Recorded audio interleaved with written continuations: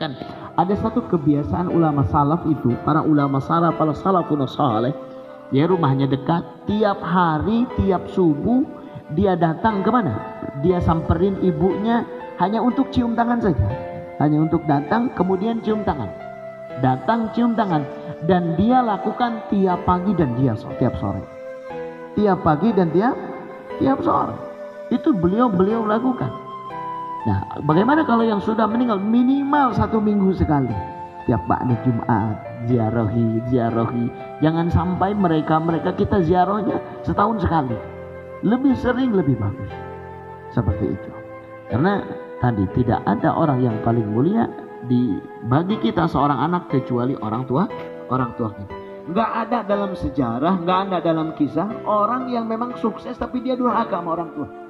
Sebutkan satu orang saja di dunia ini, sebutkan siapa saja, sebutkan satu orang saja di dunia ini dia durhaka kepada orang tuanya, ibu bapaknya, kemudian dia jadi orang sukses. Nggak ada, semuanya belangsang, semuanya belangsang, semuanya sulit disulitkan oleh Allah Subhanahu wa Ta'ala. Dan kalau pengen tahu siksaan yang paling berat diantaranya kan ada 2 siksaan. Isnani yu'ajjilani, begitu dalam hadis, bahwa ada 2 siksaan yang Allah Subhanahu wa Ta'ala disegerakan ketika di dunia. Yang pertama al-baqiul lajur, yang kedua adalah uququl walidain, durhaka kepada orang tua. Dan yang paling berat diantaranya adalah disusahkan, disulitkan menghadapi sakaratul maut. Ini para ulama saleh, para salafun saleh, ya sahibu simtuduron.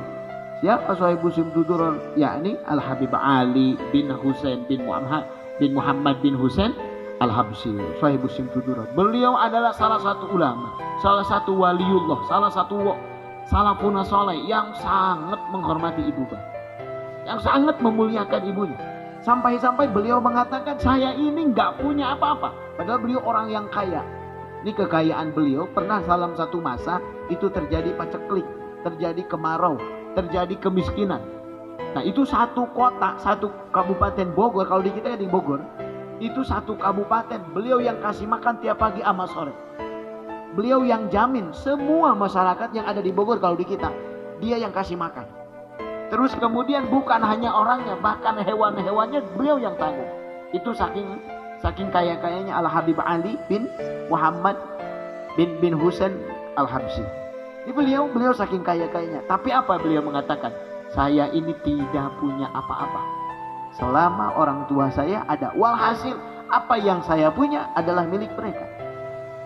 Ya, makanya awas, hati-hati, jangan sampai pelit sama orang tua kita. Allah Subhanahu wa Ta'ala berkata dalam Al-Quran, washkurli waliwa hidaik, bersyukurlah kepadaku dan kepada kedua orang tua. Begitu. Sehingga para hadirin sekalian, dulu ada para sahabat, ada bukan sahabat, tabi'in, namanya Uwais Al-Qarni. Ini Uwais Al-Qarni ini adalah salah satu tabi'in yang sangat mahabbah kepada ibunya. Dalam sangat mahabbah kepada ibunya, dia memiliki satu orang, yakni ibunya. Apa yang dilakukan? Ini punya kebiasaan unik nih Uwais Al-Qarni itu. Jadi beliau tiap pagi itu rumahnya kebetulan di bawah bukit. Jadi tiap pagi beliau gendong apa? Gendong kambing. Dari pagi sampai sore, terus balik lagi, terus berhari-hari, berbulan-bulan sampai kambing itu bisa. Sampai orang-orang Yaman pada waktu itu bertanya-tanya, ini apa yang dilakukan oleh Uwais Al-Qarni? Bisa seperti itu? Kok bisa seperti itu? Ngapain coba? Ya kan, manfaatnya untuk apa? Ketika ditanya, wahai Uwais Al-Qarni, kenapa kamu melakukan itu? Jawabannya beliau seperti ini. Jawabannya, saya ini menggendong kambing dari bawah ke atas bukit terus saya lakukan supaya saya bisa mampu menggendong ibu saya untuk pergi ke Mekah. Masya Allah, itu yang dilakukan ya, itu yang dilakukan. Sebagai bentuk apa? Sebagai bentuk syukur kita sebagai bersyukurnya Uwais Al-Qarni kepada orang tuanya.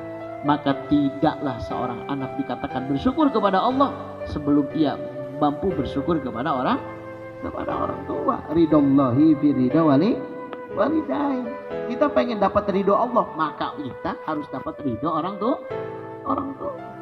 Wasutullahi bisukti walidain. Kalau kita dapat dapat murka daripada orang tua, maka Allah pun tidak akan memberikan keridhoannya kepada kita, justru kemurkaan yang akan diberikan.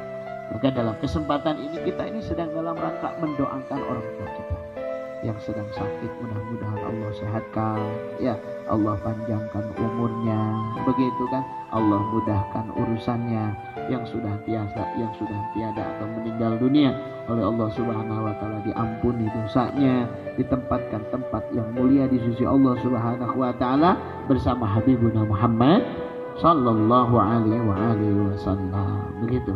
Ini beliau kalau yang sudah tiada senangnya luar biasa, senang. Ya kan, jangan sampai kita enggak. Di dalam sebuah hadis begini, setiap amal perbuatan kita setiap hari Senin dan hari Kamis, amal baik mau amal buruk itu nanti disetorkan, dilihatkan kepada siapa? Kepada ibu bapak kita. Nih kalau kita jarang sholat, jarang ibadah, bahkan cenderung melakukan maksiat, diperlihatkan kepada mereka. Ini antum punya anak nih, ini punya cucu nih, tuh tara sholat, tuh tara puasa, tara majelis, iya kan? Bahkan cenderung melakukan maksiat ini, maksiat itu. Mereka sedih, atau sedih, ya kan? Sedih, sampai-sampai ngomong, ya Rob, jangan matikan anak saya kecuali dia mendapatkan taufik hidayah daripada Allah Subhanahu wa taala. Maka kita sekali lagi doakan, mudah-mudahan Allah Subhanahu wa taala berikan kesehatan jasmani rohani kepada keluarga kita, kepada ibu kita, serta mudah-mudahan Allah Subhanahu wa taala memberikan kebarokahan kepada kita semua. Amin ya Allah ya rabbal alamin.